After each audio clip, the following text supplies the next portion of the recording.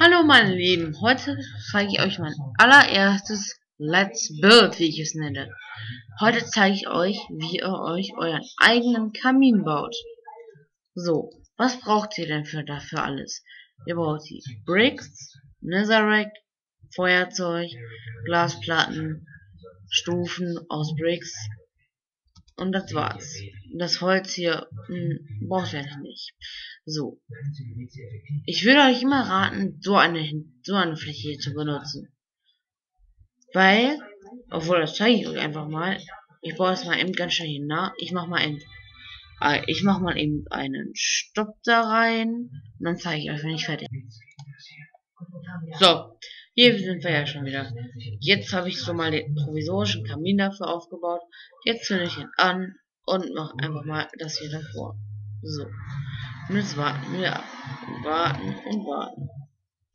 Lange dürfte es ja nicht mehr dauern.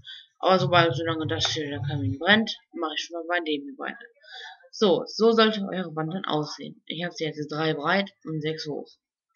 So, was braucht ihr?